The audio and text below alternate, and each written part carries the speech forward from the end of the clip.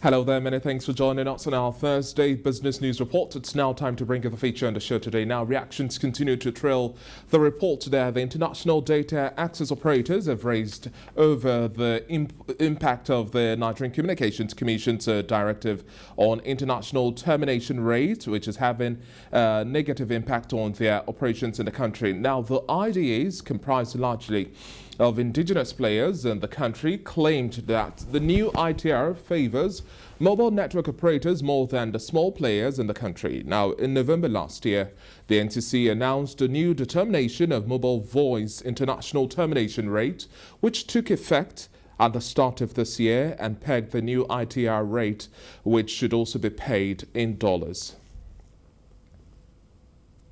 Well, joining me for more on this, I have Dr. Pedro Obaseki, a communications analyst and an NCC licensee. Thank you very much for joining us on the Breakfast Show this morning, Dr. Obaseki. Thank you very much. I'm most happy to be here. Let's start with your assessment of the perception that the NCC's directive on international termination rate is having on local operations in the country. According to concerns raised now, the NCC against Nigeria's extant laws and CBN regulations have directed all Nigerian local operators to pay MTN and Airtel in dollars for traffic terminated on their network. Now, how do you see this translating to unfair competition from your perspective?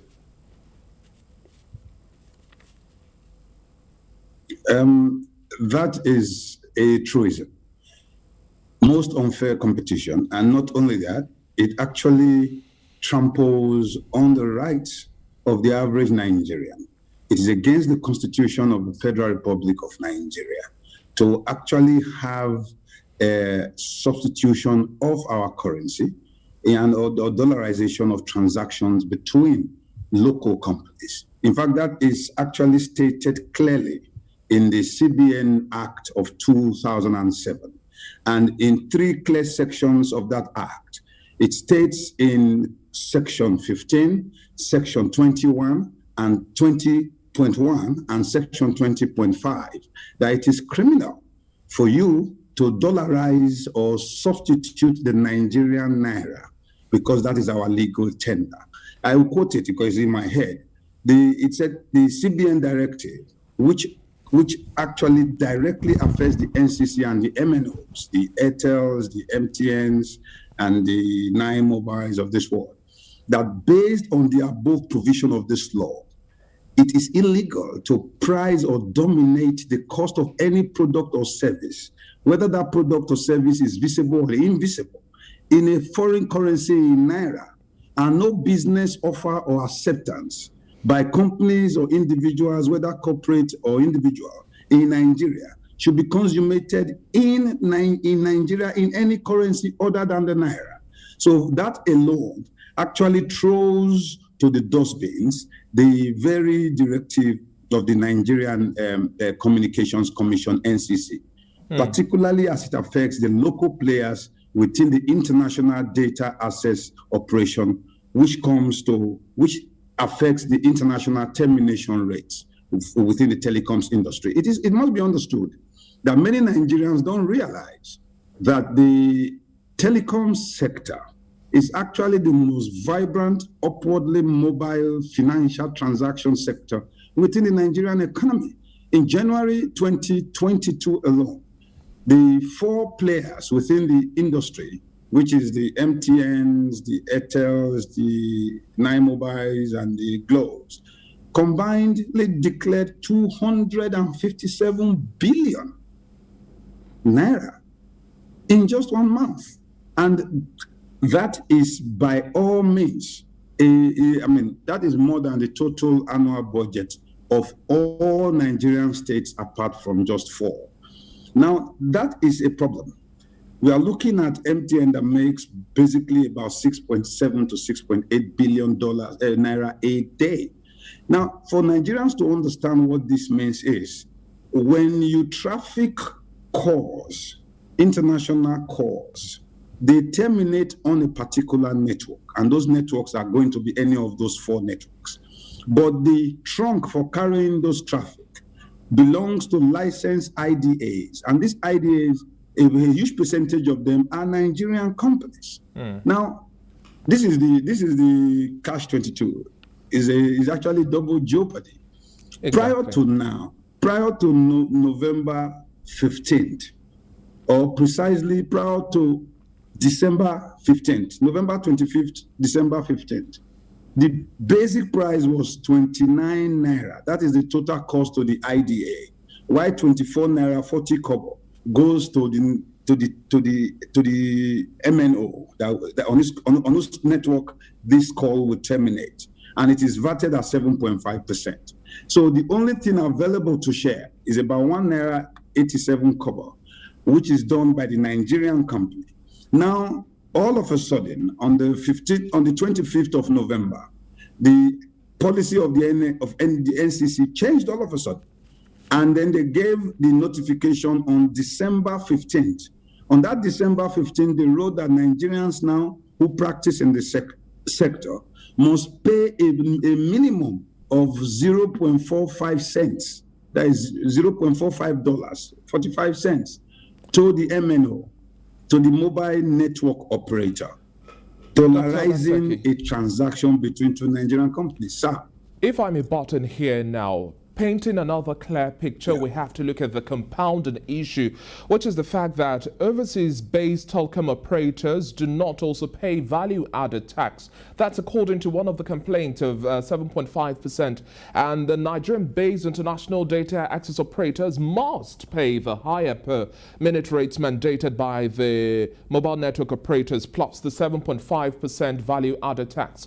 This tilted balance remains against local competitors, hence goes against the whole conversation around the promotion of indigenous content, wouldn't you say, within the telecommunication sector? I think it is important that the National Communications Commission quickly reverses itself, because you've said it all. The Nigerian players pay 7 cents more than the foreign players in the sector, because the MNOs make them pay 62 cents against the benchmark of 45 cents, and make the foreign players within the same sector in Nigeria to pay 55 cents, which is 7 cents less than the local players. Then the foreign players do not pay value-added tax, while the local players pay an additional 7.5% value-added tax, as well as an additional 2.5% AOL, that is annual operating license. Not stopping there. These earnings by the MNOs, that is any of those dollarized payments abroad on this traffic that is being received by the MNOs, by the Airtels, by the MTNs, is not vetted, because it is treated as if it is a transaction that did not take place within the territory of Nigeria. So Nigeria loses from the non-vetted nature of the international players. It also loses from the MNOs who don't pay value-added tax on those foreign earnings, while punishing the Nigerian players within the sector who pay more to conduct the same business, and then pay value-added tax on top of that, and then pay an annual operating license. This clearly defeats the federal government's directives, and the president made it an integral policy for local content participation within the sector. So it's actually triple jeopardy. And I am aware that the IDAs, the International Data Access Operators of Nigerian origin, have written severally. They are actually in court.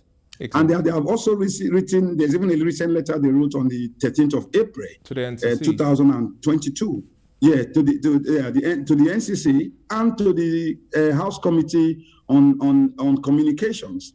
They stated clearly how you can have a balance of payment improvement based on these transactions. And this is very clear. Okay. And it shows that, it seems as if the IDAs are more interested in promoting a Nigerianness, while the NCC, the regulators, appear to be positioned in their policy to punish Nigerian participation within the most lucrative sector. Dr. Vaseki, the language of country. punishment there, it's one that remains a perspective of yourself and other parties, but the NTC might not describe it as such. But now, wrapping up our conversation, what new shape-ups do you see or forecasts will define the remaining quarters of the year, and how aggressive do you also think and expect the promotion of indigenous content in the Nigerian telecommunications sector? We had quite an interesting first quarter of the year domestically, looking at our own unique contextualities, and then we also had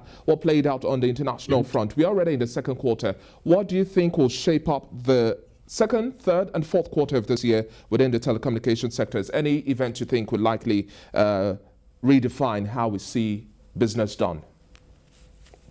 Yeah, I think one of the major things is for us to, you have to create stability first. And to create that stability and not wipe out local participation within the sector, and also increase the quality, the fidelity of service by this sector to every Nigerian. The Nigerian Communications Commission has to revisit that policy, abrogate it totally, and maybe listen to the IDAs. The IDAs are very clear-cut suggestions that will actually improve the sector. And because Nigeria is the most lucrative black country on planet Earth, having a reduction for local players, giving them at least 50%, encourage them with at least 50% across-board deduction for local players, because the foreign players will still play anyway. And then, as a result of that, ask the MNOs to be involved in proper accounting procedures, accounting separation, so as to improve that sector. Because there is a lumping between the global affiliates and the universal access service license that they currently operate. So it is important that the Nigerian Communications Commission does a reversal and return to status quo ante prior to 31st of December 2021, and allow the sector to thrive, and allow Nigerian participation within this sector to increase exponentially, so as to meet the requirements of our constitution, the CBN order, and also the clear policy direction of the President Muhammadu Buhari-led government of the Federal Republic of Nigeria. Thank you so much for your time on the Breakfast Show this morning, Dr. Pedro Obaseki. We've been speaking with communication strategies and NTC licensee and all of these issues border on the matter of ease of doing business in the country.